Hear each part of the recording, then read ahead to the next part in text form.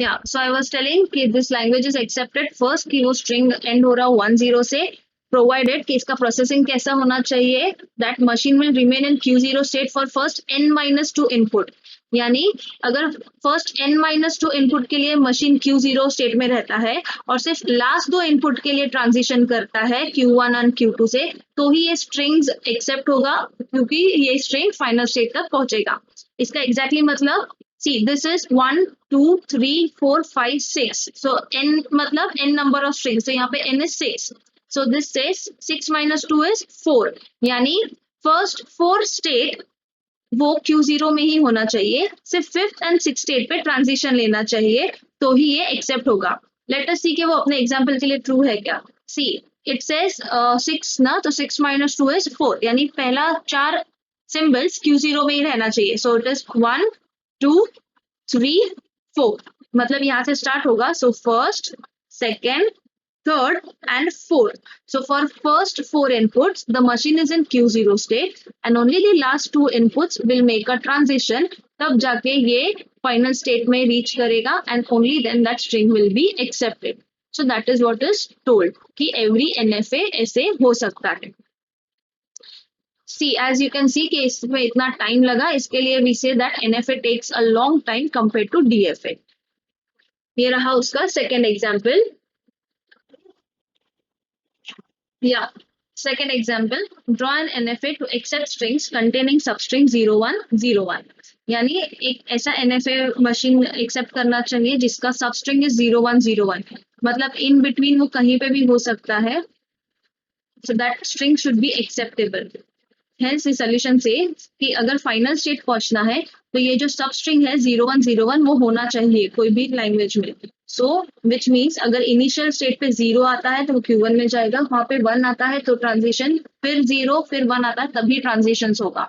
सो 0 पे first transition, 1 पे second transition, वापस 0 पे थर्ड ट्रांजिशन, वापस 1 पे फोर्थ ट्रांजिशन। तो ये जब लास्ट 1 एनकाउंटर होता है जिस स्टेट में, that state will be your final state.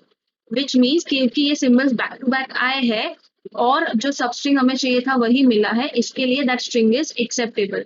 फिर अभी ये स्ट्रिंग से पहले 01 आते हैं तो वो Q0 में रहेंगे, इस स्ट्रिंग के बाद 01 आते हैं तो वो Q4 में ही रहेंगे। Fine, I will tell you the transition table as well कि ये ट्रांजिशन टेबल है।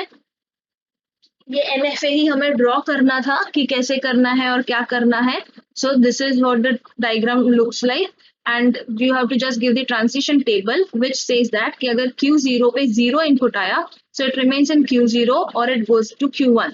So Q0 पे 0, it can go to Q0 and it can go to Q1. Next Q0 पे 1 आया तो it will stay in Q0. So Q0 पे अगर input 1 आता है तो it remains in the same state. ये state transition table है अपना जो हम पहले करते थे। Next state is Q1. It says Q1 पे अगर 0 है तो it will go to the failure state because there is no transition. Q1 पे 1 आता है then it will make a transition in next state, that is Q2.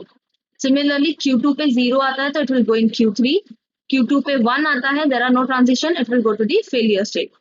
Next is Q3. Q3 पे 0 तो failure state, 1 तो final state, that is Q4. अभी Q4 अपना final state है क्योंकि स्ट्रिंग मिल जाएगा इसके लिए, तो Q4 पे 0 आए या 1 आए, it will stay in Q4 state itself.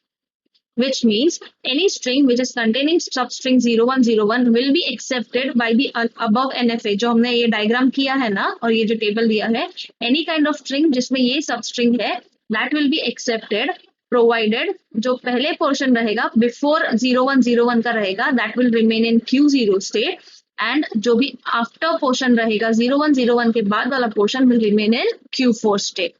So अभी इसका एक example I am giving you.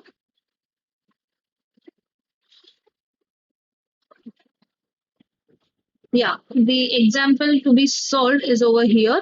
ये दो examples लोगे आप and you will check whether these strings are acceptable by the given NFA or not. So इसमें जैसे यहाँ पे बताया है कि if you see substring is over here, that is 0101, तो ये substring है तो ये accept होना चाहिए। तो जो लास्ट में मैंने लिखा है वो इसके लिए लिखा है कि ये स्ट्रिंग से पहले जो भी डिजिट्स है वो Q0 स्टेट में रहना चाहिए और उसके बाद वाले Q4 में ही रहना चाहिए, तो ये स्ट्रिंग एक्सेप्ट हो जाएगा। Similarly you will see there is a sub string over here as well which is 0101, same चीज कि उसके पहले Q0 में उसके बाद वाले Q4 में अगर ये मेंटेन रहता है तो ये दोनों स्ट्रिंग्स एक्सेप्टेबल होगा by the given NFA। Now, because I have already given you the idea, I just want you to solve this two sums जैसा हमने previous sum solve किया था, ये वाला this way कि फेलियर स्टेट्स भी बताओ, उसका लीडिंग स्टेट भी बताओ, उसमें कितने ऑल्टरनेट पाथ्स मिले हैं वो भी बताओ, and then you select the final path कि कौन सा path is leading to the final state and how it is acceptable, क्योंकि एग्जाम में अगर आया तो you need to know how to solve it. So that will be the task for you today and you have to submit it by Wednesday 6 p.m. If any doubts in that, please let me know.